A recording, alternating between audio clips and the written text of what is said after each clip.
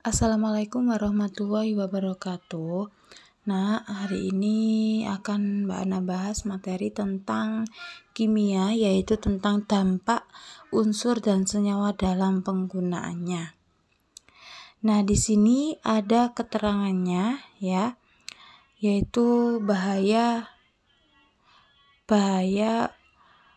unsur-unsur periode keempat. Jadi yang pertama ada Sc atau namanya scandium. Jadi ini dampaknya yaitu bisa menimbulkan kerusakan membran sel, kerusakan sistem reproduksi, dan saraf bagi hewan air. Kemudian yang kedua juga dapat terakumulasi dalam tubuh manusia yang memberi efek negatif pada hati. Kemudian dampak yang ketiga yaitu mengakibatkan kerusakan paru-paru dan kanker.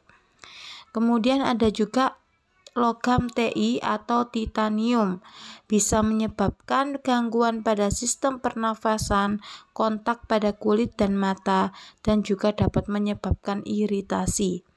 Dan yang kedua yaitu dalam bentuk bubuk logam, bisa mudah terbakar dan meledak. Kemudian yang ketiga yaitu ada logam V atau vanadium. Dalam jumlah terlalu tinggi dapat menimbulkan iritasi pada mata, kulit, paru-paru, hidung, dan tenggorokan. Dan yang kedua yaitu bisa menghambat enzim pada hewan tertentu. Kemudian logam yang keempat yaitu ada Cr atau krom, bisa mengakibatkan kekurangan kromium dalam tubuh, dapat memicu masalah kesehatan. Begitu pula jika berlebihan, jadi kandungannya harus seimbang. Kemudian yang kedua yaitu bisa menyebabkan gangguan metabolisme pada organisme air. Kemudian yang kelima yaitu logam Mn atau mangan. Selain diperlukan, mangan juga dapat menyebabkan keracunan pada hewan, manusia maupun tumbuhan dan lingkungan. Nah, selanjutnya yaitu bahaya unsur periode keempat selanjutnya yaitu Fe atau besi. Kontaminasi dengan besi secara berlebihan dapat menyebabkan keracunan. Yang kedua, kontaminasi dengan besi berkarat dapat membahayakan tubuh, salah satunya terkena tetanus. Kemudian logam selanjutnya yaitu logam Co atau kobalt. Bersifat toksik namun lebih rendah dibanding logam-logam lain dalam tanah, dan dapat menyebabkan iritasi, gangguan pada pernafasan dan paru-paru. Dan Ni atau nikel, kerusakan tanaman, lahan, hutan, dapat pula menyebabkan hujan asam, polusi akibat asap. Kesemuanya akibat pertambangan karena unsur ini diperoleh dari proses penambangan. Kemudian tembaga atau Cu bisa menyebabkan polusi, polutan di perairan laut akibat buangan industri yang mengandung Cu, bersifat toksik bagi organisme di laut. Kemudian dapat juga menimbulkan efek negatif bagi pertumbuhan karang.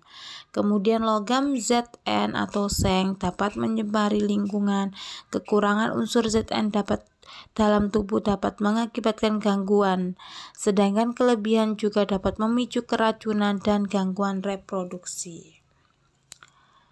Nah, ini tanpa lebih singkatnya lagi ya, dampak penggunaan tadi scandium yaitu bisa menyebabkan kerusakan membran sel, reproduksi, saraf bagi hewan, dapat terakumulasi dalam tubuh manusia yang memberi efek negatif pada hati, kerusakan paru-paru dan kanker, bersifat karsinogenik pada manusia. Kemudian titanium dapat menyebabkan gangguan pada sistem pernafasan, kontak pada kulit, mata, dan dapat menyebabkan iritasi. Dalam bentuk bubuk logam mudah terbakar dan meledak. Sedangkan vanadium atau V jika jumlahnya terlalu tinggi bisa menimbulkan iritasi pada mata, kulit, paru-paru, hidung, dan tenggorokan. Bisa menyebabkan penghambatan enzim pada hewan tertentu. Logam krom atau Cr, kekurangan kromium dalam tubuh dapat memicu masalah kesehatan. Begitu juga jika kandungannya berlebihan. bisa menyebabkan gangguan metabolisme pada organisme air. Daya racun yang dimiliki akan bekerja keras sebagai penghalang kerja enzim sehingga proses metabolisme tubuh terputus. Jadi ini berpengaruh pada sistem metabolisme ya. Bertindak sebagai penyebab alergi, mutagen, teratogen atau karsinogen bagi manusia. Kemudian logam mangan atau Mn, selain diperlukan, mangan juga dapat menyebabkan keracunan pada hewan, manusia, tumbuhan, dan lingkungan. Sedangkan besi atau Fe, kontaminasi dengan besi secara berlebihan dapat menyebabkan keracunan dan juga bisa menyebabkan tetanus. Kemudian kobalt, Cu, bersifat toksik namun lebih rendah dibanding logam-logam yang lain, dapat menyebabkan iritasi dan gangguan pernapasan dan paru-paru. Kemudian logam Ni atau nikel, kerusakan tanaman, lahan, hutan, dan dapat pula menyebabkan hujan asam, polusi asap ya. Uap dan debu nikel sulfida beresiko karsinogenik. Tembaga atau Cu, polutan di perairan laut akibat buangan industri mengandung Cu bersifat toksik bagi organisme laut, dapat menimbulkan efek negatif bagi pertumbuhan. Seng atau Zn dapat mencemari lingkungan. Kerusakan unsur Zn dalam tubuh dapat mengakibatkan gangguan, sedangkan kelebihannya memicu keracunan dan gangguan reproduksi. Kemudian ini lagi ya, ini intinya semua sama, tapi versinya banyak ya untuk dampak negatif unsur dan senyawa ini. Limbah Fe, pengolahan logam besi, jika limbahnya dibuang ke sungai dapat menyebabkan pertumbuhan fitoplankton yang tidak terkendali, sehingga menyebabkan penurunan kadar oksigen dalam air sehingga dapat mengganggu pertumbuhan ikan dan hewan air. Limbah kromium dalam penyamakan kulit.